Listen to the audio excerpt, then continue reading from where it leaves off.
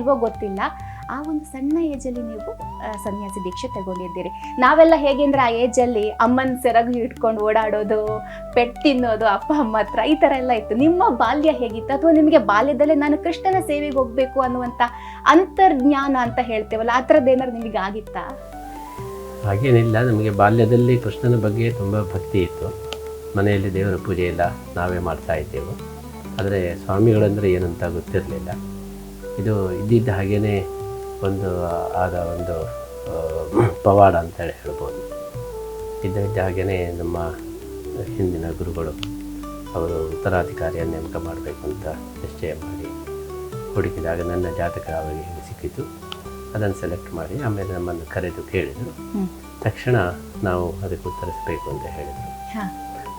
ಆವಾಗ ಸ್ವಲ್ಪ ತಂದೆ ತಾಯಿಗಳೆಲ್ಲ ಗಲಿಬಿಲಿ ಆದರೂ ಕೊನೆಗೆ ಕೃಷ್ಣನ ಇಚ್ಛೆ ಅಂತ ಹೇಳಿ ಅವರು ಒಪ್ಪಿದರು. ನಮಗಂತೂ ಏನು ಅದರ ಬಗ್ಗೆ ಗೊತ್ತಿರಲಿಲ್ಲ. ತಂದೆ ತಾಯಿಗಳು ಏನು ಹೇಳ್ತಾರೋ ಅದನ್ನು ನಾವು ಒಪ್ಪಿಬಿಟ್ಟೆವು ಅಷ್ಟೇ.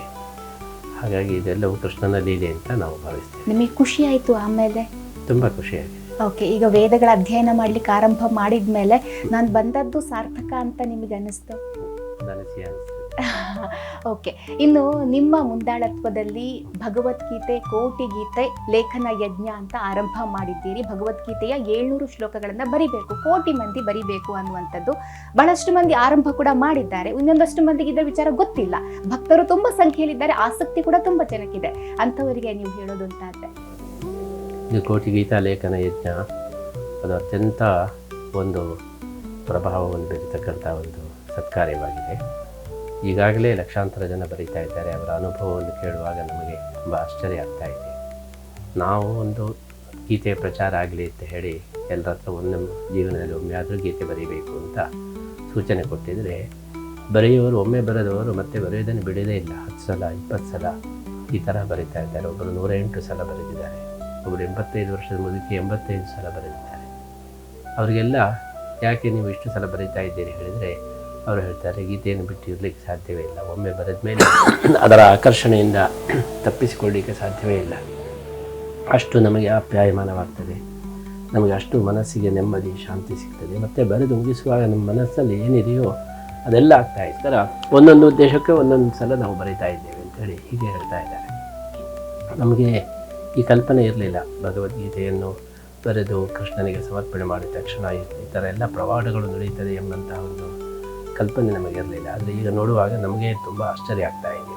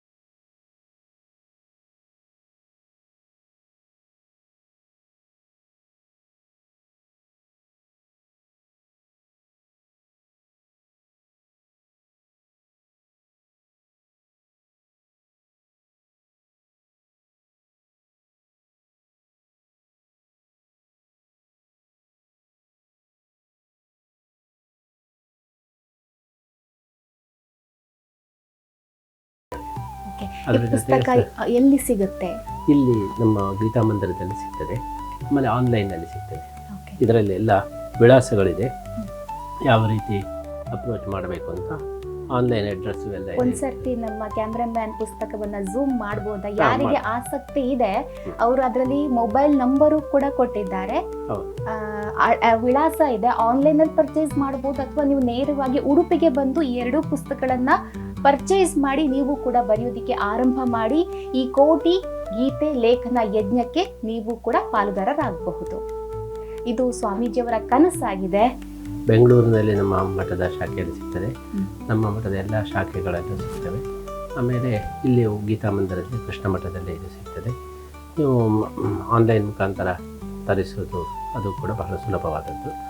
ಅಂತೂ ಈಗ ರಿಜಿಸ್ಟ್ರೇಷನ್ ಮಾಡಿದರೆ ನಾವು ಅದಕ್ಕೆ 2 ಪುಸ್ತಕಗಳನ್ನು ಕಳಿಸ್ತೇವೆ.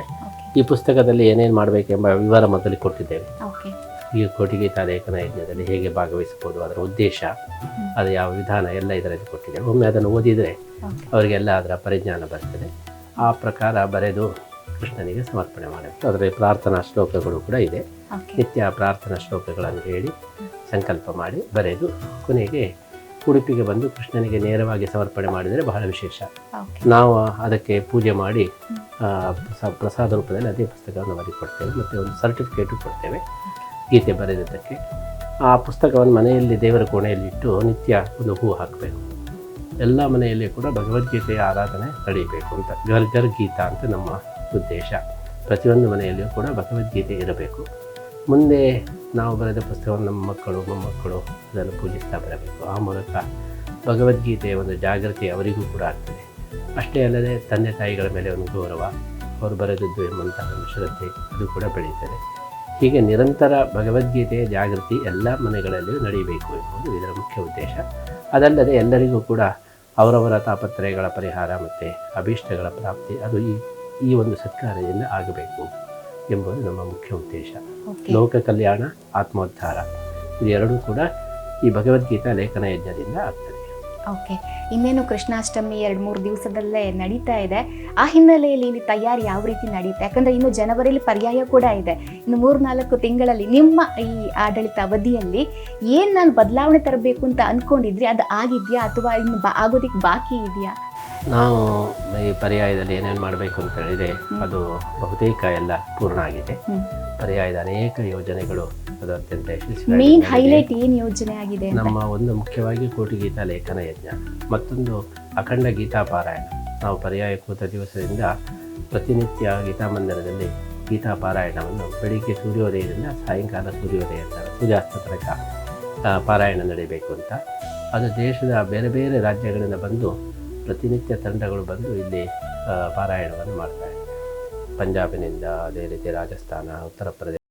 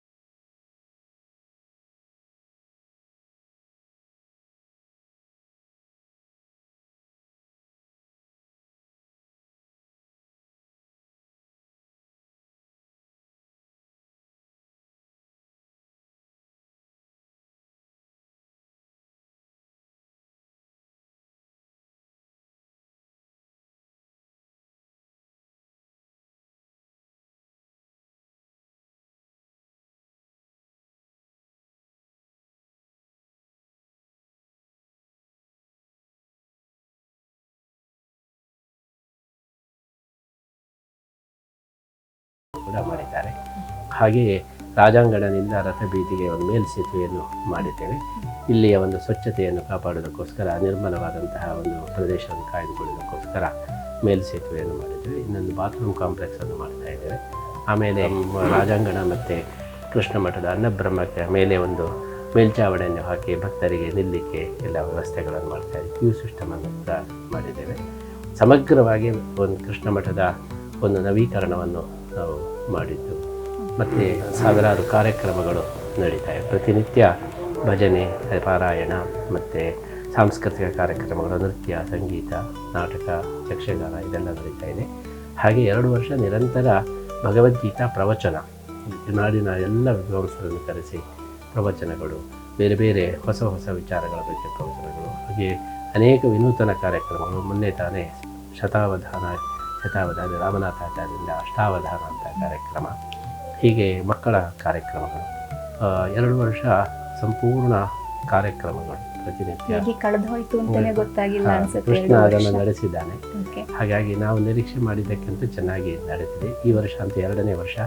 ಕೃಷ್ಣ ಜನ್ಮಾಷ್ಟಮಿ ಹೋದ ವರ್ಷ ಬಹಳ ಸುಂದರವಾಗಿ ನಡೆದಂತೆ ಈ ವರ್ಷ ಇನ್ನೂ ಜಾಸ್ತಿ ಮಾಡಬೇಕು ಅಂತ ನಮ್ಮ ಸಂಕಲ್ಪ.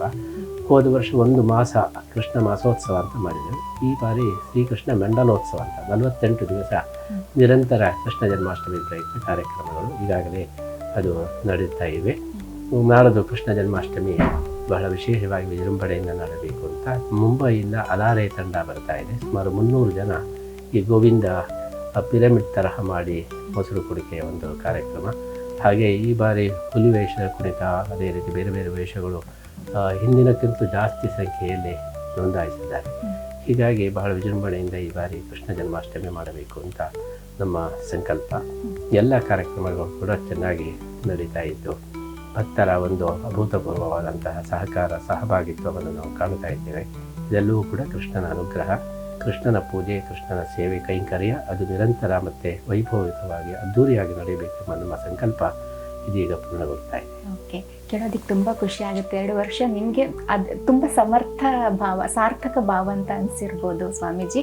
ಇನ್ನು ಹಿಂದೂ ಧರ್ಮವನ್ನು ಪಸರಿಸುವ ಹಿನ್ನೆಲೆಯಲ್ಲಿ, ಅದರ ಸಂದೇಶವನ್ನು ಎಲ್ಲರಿಗೂ ಹರಡುವ ಹಿನ್ನೆಲೆಯಲ್ಲಿ ಭಾರತ ಹಾಗೂ ವಿದೇಶಕ್ಕೆ ನೀವು ಪ್ರವಾಸ ಕೈಗೊಂಡಿದ್ದೀರಿ, ಜನರನ್ನು ಸಂಪರ್ಕ ಮಾಡಿದ್ದೀರಿ. ಅಲ್ಲಿ ಅವರಿಗೆ ಒಂದು ಮಠ ಕಟ್ಟಿಕೊಟ್ಟೆ, ಸುಮಾರು 11ಕ್ಕೂ ಹೆಚ್ಚಿನ ಮಠಗಳಿದೆ ಅಮೆರಿಕದಲ್ಲಿ. ಹಾ, ಹೌದು. ಆಸ್ಟ್ರೇಲಿಯಾ ಮತ್ತೆ ಕೆನಡಾ ಮತ್ತೆ ಇಂಗ್ಲೆಂಡ್ಗಳಲ್ಲಿ. ಯಾವ ಉದ್ದೇಶದಿಂದ ನೀವು ಇಷ್ಟು ಮಠಗಳನ್ನ ವಿದೇಶಗಳಲ್ಲಿ ಆರಂಭ ಮಾಡಿದ್ರಿ?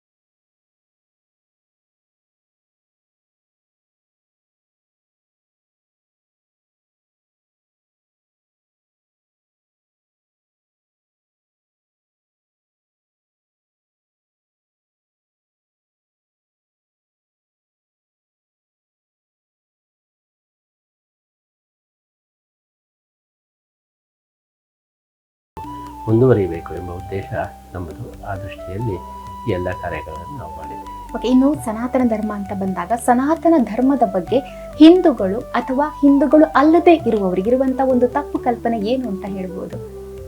ಅದೇ ಸನಾತನ ಧರ್ಮದ ಬಗ್ಗೆ ಇದೊಂದು ಔಟ್ಡೇಟೆಡ್ ಎಂಬುದಾಗಿ ಕೆಲವರಿಗೆ ಭಾವನೆ ಇದೆ. ಇದರ ಮಹತ್ವ ಗೊತ್ತಿಲ್ಲ, ಇದರಲ್ಲಿ ಇರತಕ್ಕಂತಹ ಒಂದು ತಿರುಳು ಮತ್ತು ಮೌಲ್ಯಗಳು ಅದರ ಪರಿಚಯ ಇಲ್ಲ. ಹಾಗಾಗಿ ಅನೇಕ ಜನರು ತಪ್ಪು ತಿಳ್ಕೊಂಡಿದ್ದಾರೆ. ಬರೀ ಕ್ಯಾಸ್ಟಿಸಮ್ಮು, ಆಮೇಲೆ ಇಂತಹ ಒಂದು ತಪ್ಪು ಕಲ್ಪನೆಗಳೇ ಜಾಸ್ತಿ ಆಗಿದೆ. ಅದನ್ನು ಕೆಲವರು ಉದ್ದೇಶಪೂರ್ವಕವಾಗಿ ದುರುದ್ದೇಶದಿಂದ ಅದನ್ನು ಅಪಪ್ರಚಾರನೂ ಮಾಡ್ತಾ ಇದ್ದಾರೆ. ಅದೆಲ್ಲ ಹೋಗಬೇಕಾದರೆ ಸನಾತನ ಧರ್ಮ ಏನು ಎಂಬುದಾಗಿ ಅವರು ಸರಿಯಾಗಿ ತಿಳ್ಕೊಂಡ್ರೆ ಮಾತ್ರ ಆ ತಪ್ಪು ಕಲ್ಪನೆ ಹೋಗಲಿಕ್ಕೆ ಸಾಧ್ಯ. ಇನ್ನು ಇವತ್ತಿನ ಪೀಳಿಗೆಯ ಮಕ್ಕಳಿಗೆ ಆಧ್ಯಾತ್ಮಿಕ ಸವಾಲು ಅಂತ ಹೇಳಿದ್ರೆ ನಿಮಗೇನು ಅಂತ ಅನಿಸುತ್ತೆ? ಆಧ್ಯಾತ್ಮಿಕತೆಯಿಂದ ಅವರು ಆ ಒಂದು ನಂಟೆ ಇಲ್ಲ ಆಧ್ಯಾತ್ಮಿಕತೆ ಜೊತೆ, ಏನಾಗ್ತಿದೆ ಅವ್ರ ಜೊತೆ ಅಂತ? ಇವತ್ತು ಭೌತಿಕವಾದ ಎಂಬುದು ಬಹಳ ಜೋರಾಗಿ ಬೆಳೆದದ್ದರಿಂದ ಅದರ ಪ್ರಭಾವಕ್ಕೆ ಒಳಗಾಗಿ ಮಕ್ಕಳಿಗೆ ಈ ಆಧ್ಯಾತ್ಮಿಕತೆಯ ಒಂದು ಮಹತ್ವ ಕಡಿಮೆ ಆಗ್ತಾ ಇದೆ. ಯಾಕೆಂತ ಹೇಳಿದರೆ ತಾತ್ಕಾಲಿಕ ಸುಖವೇ ಪರಮ ಸುಖ ಎಂಬಂಥ ಭಾವನೆ ಮಕ್ಕಳಿಗೆ ಬರ್ತಾ ಇದೆ. ಹಿಂದೆ ನಮ್ಮ ಜನರು ಇಡೀ ಜೀವನ ಅದು ಮುಂದಿನ ಮೋಕ್ಷಕ್ಕೆ ಅದೊಂದು ಕಾರಣ ಆಗಬೇಕು ಅಂತ ಯೋಚನೆ ಮಾಡ್ತಾ ಇದ್ದರೆ, ಮರಣೋತ್ತರ ಜೀವನ ಬಹಳ ಮುಖ್ಯ, ಅದಕ್ಕೆ ಅನುಗುಣವಾಗಿ ಈ ಜೀವನವನ್ನು ನಾವು ರೂಪಿಸಬೇಕು ಅಂತ ಯೋಚನೆ ಮಾಡ್ತಾ ಇದ್ದರೆ, ಈಗಿನ ಮಕ್ಕಳಿಗೆ ಮರಣೋತ್ತರ ಜೀವನದ ಒಂದು ಕಲ್ಪನೆಯೇ ಇಲ್ಲ. ಈಗ ನಾವು ಚೆನ್ನಾಗಿರಬೇಕು, ಈಗ ಸುಖ ಪಡಬೇಕು, ಎಂಜಾಯ್ ಮಾಡಬೇಕು, ಅದಕ್ಕೇನು ಬೇಕೋ ಅದನ್ನು ನಾವು ಮಾಡಬೇಕು, ಇಷ್ಟೇ ಭಾವನೆ ಬೆಳೀತಾ ಇದೆ. ಮುಂದೆ ಏನು ಎಂಬ ಬಗ್ಗೆ ಅವರಿಗೆ ನಮ್ಮ ಶಿಕ್ಷಣದಲ್ಲಿಯೂ ಅದನ್ನು ನಾವು ತಿಳಿಸಿಕೊಡ್ತಾ ಇಲ್ಲ, ಈ ವಾತಾವರಣವನ್ನು ಕೂಡ ತಿಳಿಸ್ತಾ ಇಲ್ಲ. ಅದರ ಜೊತೆಗೆ ಸುಖ ಸಾಧನಗಳ ಒಂದು ಸಮೃದ್ಧಿಯಾದ್ದರಿಂದ ಅದರ ಬಗ್ಗೆನೇ ಹೆಚ್ಚಿನ ಆಸಕ್ತಿಗಳು, ಅದರ ಬಗ್ಗೆನೇ ಹೆಚ್ಚಿನ ಸೆಳೆತ ಇದೆ. ಮುಖ್ಯವಾಗಿ ಮೊಬೈಲ್ ಬಂದ ಮೇಲೆ ಅದರ ಬಗ್ಗೆ ಸೆಳೆತ, ಡ್ರಗ್ಸ್ಗಳ ಬಗ್ಗೆ, ಅದೇ ರೀತಿ ದುರ್ವ್ಯಸನಗಳ ಬಗ್ಗೆ ಈ ಸೆಳೆತದಿಂದ ನಮ್ಮ ಯುವ ಪೀಳಿಗೆ ಮಕ್ಕಳು ಎಲ್ಲ ನಮ್ಮ ಧರ್ಮ ಮತ್ತು ಸನಾತನ ಧರ್ಮದಿಂದ ದೂರ ಹೋಗ್ತಾ ಇದ್ದಾರೆ.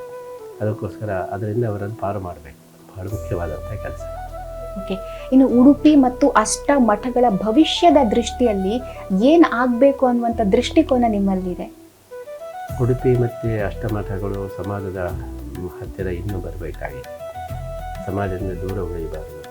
ನಾವು ಸಮಾಜದ ಜೊತೆಗೆ ಬೆರೆತು ನಾವು ಸಮಾಜಕ್ಕೆ ಮಾರ್ಗದರ್ಶನವನ್ನು ಮಾಡುವಂಥ ಕೆಲಸ ಇವತ್ತು ಮುಖ್ಯ ಬೇಕಾಗಿದೆ. ಆಮೇಲೆ ಧರ್ಮ ಉಳಿಸುವ ಈ ಒಂದು ಕಾರ್ಯದಲ್ಲಿ ಅಷ್ಟಮಠಗಳು ನೇತೃತ್ವವನ್ನು ವಹಿಸಿಕೊಂಡು ಇನ್ನೂ ಹೆಚ್ಚು ಕಾರ್ಯಕ್ರಮಗಳನ್ನು ಸಂಸ್ಥೆಗಳನ್ನು ಅವರು ನಡೆಸುವುದು ಬಹಳ ಮುಖ್ಯವಾದಂಥ ಕೆಲಸ.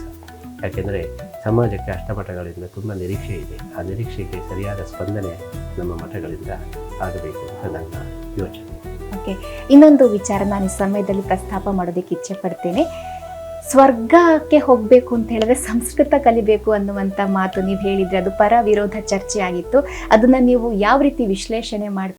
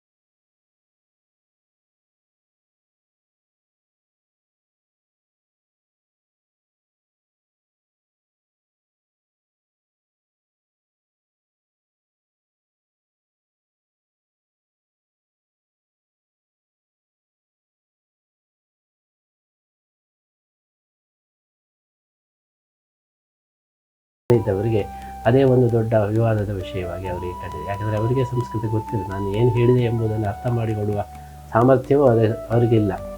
ಏನಾದರೂ ಸ್ವಲ್ಪ ಸಿಕ್ಕಿದರೆ ಸಾಕು, ಅದನ್ನು ಇಟ್ಟುಕೊಂಡು ಜಗ್ಗುವುದು, ಅದನ್ನು ಇಟ್ಟುಕೊಂಡು ವಿವಾದವನ್ನು ಸೃಷ್ಟಿ ಮಾಡುವುದು, ಅದೇ ಒಂದು ಕಸುಬಿನವರು ಅನೇಕ ಜನರು ಇದ್ದಾರೆ.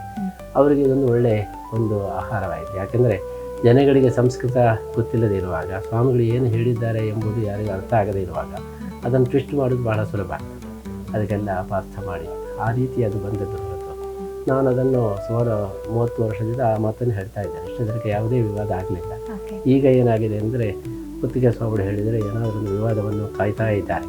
ಅದಕ್ಕೆ ಏನಾದರೂ ಒಂದು ಸ್ವಲ್ಪ ಸಿಕ್ಕಿದರೆ ಸಾಕು, ಅದನ್ನೇ ಟ್ವಿಸ್ಟ್ ಮಾಡಿ ದೊಡ್ಡದು ಮಾಡಿ ಅಪಪ್ರಚಾರ ಮಾಡಿ ಜನಗಳನ್ನೆಲ್ಲ ತಪ್ಪು ದಾರಿಗೆ ಎಳೀತಕ್ಕಂಥ ಪ್ರಯತ್ನ ನಡೀತಾ ಇದೆ. ಅಂಥದ್ದೇನು ನಾನು ಹೇಳೇ ಇಲ್ಲ. ಓಕೆ, ಇನ್ನು ಸಾಗರೋಲ್ಲಂಘನ ವಿಚಾರ ಬಂದಾಗ ಕೂಡ ವಿವಾದ ಆಯಿತು. ಅದನ್ನು ನೀವು ಸಮರ್ಥವಾಗಿ ನಿಭಾಯಿಸಿದ್ರೆ ಹೇಗೆ ಅನ್ನಿಸ್ತು ನಿಮಗೆ ಆ ಸಂದರ್ಭದಲ್ಲಿ? ಯಾಕಂದರೆ ನೀವು ಅದನ್ನು ಬಹಳ ಸಮರ್ಥವಾಗಿ ನಿಭಾಯಿಸಿದ್ರಿ, ಮತ್ತು ಯಾವುದಕ್ಕೂ ಜಗ್ಗಲಿಲ್ಲ. ಮಠಗಳನ್ನು ನೀವು ವಿದೇಶಗಳಲ್ಲಿ ಆರಂಭ ಮಾಡಿದ್ದೀರಿ. ಹೇಳಿ ಸ್ವಾಮೀಜಿ, ಅದರ ಅನುಭವ ಹೇಗೆ? ನಾವು ಒಂದು ಸೈದ್ಧಾಂತಿಕ ಹಿನ್ನೆಲೆಯಲ್ಲಿ, ಧರ್ಮರಕ್ಷಣೆಯ ಹಿನ್ನೆಲೆಯಲ್ಲಿ ನಮ್ಮ ಸನಾತನ ಧರ್ಮ ಅದು ಬೆಳೀಬೇಕು, ವ್ಯಾಪಕವಾಗಿ ಬೆಳೀಬೇಕು ಎಂಬ ಒಂದು ಸದುದ್ದೇಶದಿಂದಲೇ ನಾವು ಸಾಗರೋಲ್ಲಂಘನ ಮಾಡಿದ್ದೇವೆ ಹೊರತು ಬೇರೆ ಏನು ವಿದೇಶ ಪ್ರಯಾಣ ಅಂದರೆ ಅನೇಕ ಜನರಿಗೆ ಅದೊಂದು ಗಮ್ಮತ್ತು, ಅದೊಂದು ಎಂಜಾಯ್ಮೆಂಟ್ ಅಂತೇಳಿ ಏನು ಭಾವನೆ ಇದೆ, ಆ ಭಾವನೆ ನಮಗೆ ಏನೂ ಇಲ್ಲ. ವಿವಾದಕ್ಕೆ ಕಾರಣ ಆ ರೀತಿಯಾಗಿ ಅವರು ತಪ್ಪು ತಿಳ್ಕೊಂಡದ್ರಿಂದ ವಿವಾದ ಆಗಿದೆ. ಯಾವಾಗ ಅವರಿಗೆ ನಾನು ಮಾಡುವ ಕೆಲಸಗಳು ಪ್ರಾಮಾಣಿಕತೆ, ಶ್ರದ್ಧೆ ಇದನ್ನು ನೋಡಿ ಅವರಿಗೆ ಮನವರಿಕೆ ಆಯಿತು. ನಾನು ಯಾವುದೇ ವಿರೋಧ ಬಂದಾಗಲೂ ಕೂಡ ಅದನ್ನು ನಾವು ಪ್ರತಿಭಟಿಸುವುದಕ್ಕಿಂತ ನಾವು ಮನವರಿಕೆ ಮಾಡತಕ್ಕಂಥ ಕೆಲಸವನ್ನು ಮಾಡಿದರೆ ಆವಾಗ ವಿರೋಧದ ಮಾಯ ಆಗ್ತದೆ. ನಾವು ಜನರಿಗೆ ತಿಳಿಸಿಕೊಟ್ಟೆವು, ನೋಡಿ ನನ್ನ ಇಷ್ಟು ಶ್ರಮ ಪಟ್ಟಿದ್ದೇನೆ, ಇಷ್ಟು ಕಷ್ಟಪಟ್ಟಿದ್ದೇನೆ, ನನ್ನ ಉದ್ದೇಶ, ನನ್ನ ಒಂದು ದೃಷ್ಟಿಕೋನ ಈ ರೀತಿಯಾಗಿದೆ ಅಂತೇಳಿ ಜನರಿಗೆ ಮನವರಿಕೆ ಆದಾಗ ತನ್ನಿಂದ ತಾನೇ ವಿರೋಧ ಅದು ಕಡಿಮೆ ಆಗ್ತದೆ. ಹಾಗಾಗಿ ನಾನು ಯಾವಾಗಲೂ ಕೂಡ ನನ್ನ ಒಂದು ಸದುದ್ದೇಶ, ಪ್ರಾಮಾಣಿಕತೆ ಇದನ್ನು ನಾನು ಜನರಿಗೆ ಮನವರಿಕೆ ಮಾಡತಕ್ಕಂಥ ಪ್ರಯತ್ನವನ್ನು ಮಾಡ್ತಾ ಇದ್ದೇನೆ. ಅದರಿಂದಾಗಿ ಇದನ್ನು ನಿಭಾಯಿಸಬೇಕಾಗಿದೆ. ಓಕೆ, ಇನ್ನೊಂದು ಖುಷಿಯ ವಿಚಾರ ಏನಂತ ಹೇಳಿದ್ರೆ, ಇಂದ್ರಾಳಿ ರೈಲ್ವೆ ನಿಲ್ದಾಣಕ್ಕೆ ಶ್ರೀಕೃಷ್ಣ ರೈಲ್ವೆ ನಿಲ್ದಾಣ ಅಂತ ಮರುನಾಮಕರಣ ಮಾಡ್ತಿದ್ದಾರೆ. ಬೋರ್ಡ್ ಬೀಳ್ಬೇಕಷ್ಟೇ, ಬಟ್ ನಿರ್ಧಾರ ಆಗಿದೆ.